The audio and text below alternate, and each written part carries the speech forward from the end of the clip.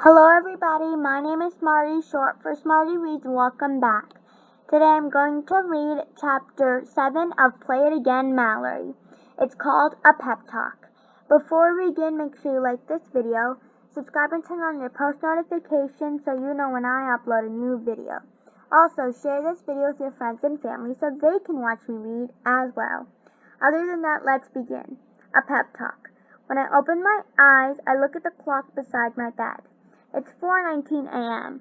It's dark outside, and everyone else in my house is sound asleep. I try to go back to sleep, but I can't. My body feels tired, but my brain is wide awake. It's busy thinking, and the thing it's thinking about is what happened today at band practice. When we got to practice, Miss Anderson had us warm up. Then the entire band rehearsed a song for the spring selection showcase together. And unfortunately, my tuba sounded like it was playing a completely different song from all the other instruments. A terrible song. Miss Anderson came over to me and told me what I should be doing differently. But today, Miss Anderson wasn't the only one who said something.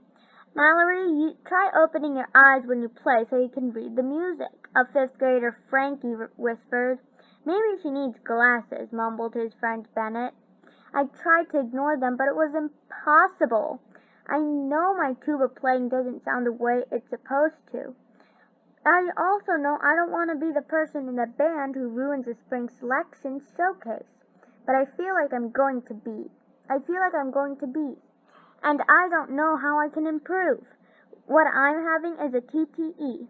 That's short for Terrible Tuba Emergency. I need to talk to someone, and that someone is asleep upstairs. And then at the top there's Mallory and Cheeseburger.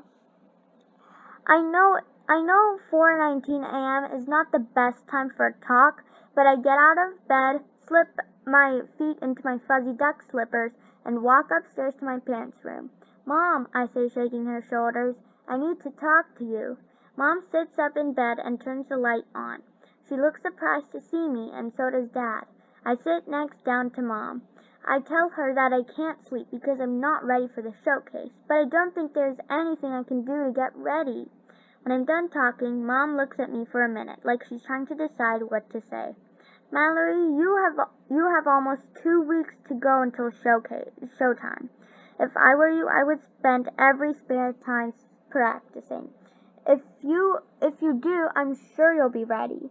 I shake my head. I'm not so sure. I tell Mom, I've tried practicing, but I'm just not good at playing the tuba. Mom tucks a piece of hair behind one of my ears. It takes a lot of practice to get good. Then she pauses. It also takes the right kind of practicing. I'm glad you came to talk to me, but I think the person you need to talk to is Miss Anderson. I'm sure she'll have some advice for how to make your practicing more helpful. I shrug like I'm not sure, but Mom seems like she thinks Miss Anderson can help. Sweet Potato, get some sleep and go talk to Miss Anderson tomorrow. I nod my head that I'll do that, and I will. I don't know what else to do. The next day when it's time for rehearsal, I go straight to the band room. I get there before anyone else arrives. Miss Anderson's already there, setting up the room for rehearsal. When I walk in, she looks up. Mallory, you're early, she says.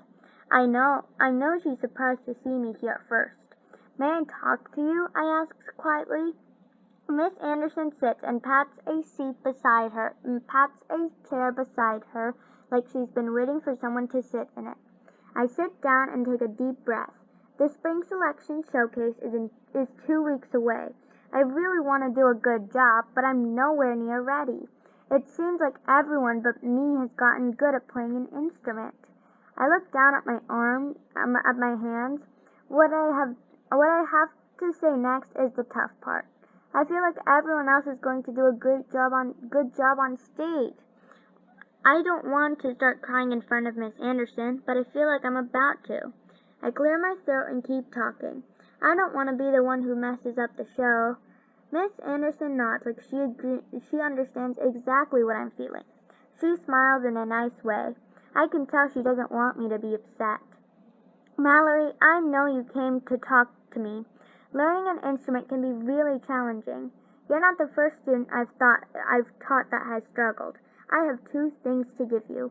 Presents, I ask. Miss Anderson laughs. I wouldn't exactly call them presents, says Miss Anderson, but I hope they'll be helpful. I nod as Miss Anderson starts writing. The first thing she gives me is a practice schedule.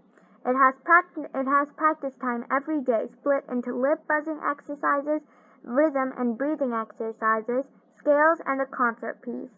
Mallory, says Miss Anderson, you are going to need to follow this schedule and practice every day between now and the spring selection showcase. I also want you to come to band practice a few minutes early each day, and I will work with you to make sure you are using the proper technique. I nod. I'm glad to hear that you want to improve, says Miss Anderson. And then she looks at me in a sweet way like she's my grandmother, even though she's not related to me or even old. Mallory, the next thing I'd like to give to you is a pep talk. I listen carefully while Miss Anderson talks. Mallory, being a musician takes dedication, commitment, and a lot of hard work. The process of learning isn't always fun, but I promise you that the feeling of mastering your instrument and playing it well will be worth all of the hard work. Miss Anderson smiles. I also know that you can do it, she pauses. I have absolutely no doubt that you, Mallory McDonald, can be a star tuba player. I give Miss Anderson like I'm not so sure I'm the kind of player who will ever twinkle look. Miss Anderson wraps an arm around me and gives me a big warm hug. I'll let you in on one of my band director's secrets. She leans in close like she doesn't want anyone else to hear what she's about to say, even though there's no one else in the room. There's a little something I call music magic. That's what happens when a musician is paired up with the right instrument. Together they make magical musical sounds. She pauses and looks at me. Then she continues. One of the things I'm most proud of is my ability to match up musicians and their instruments. I never would have given the tuba to you if I hadn't thought you could play it. I promise, if you give it a chance and work hard, you and the tuba can make magical musical sounds together. Part of me thinks Miss Anderson is more confident in her matchmaking skills than she should be. But another part of me wants to believe she knows exactly what she's talking about.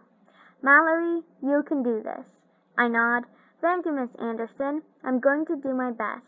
As I say that, the door opens and other band members of the band start to come in for rehearsal. Miss Anderson smiles at me. No time like the present to get started, she says. I pick up my tuba and start warming up. That's the end of that chapter. I'll see you next time when I read The Life of a Musician. Bye, everyone.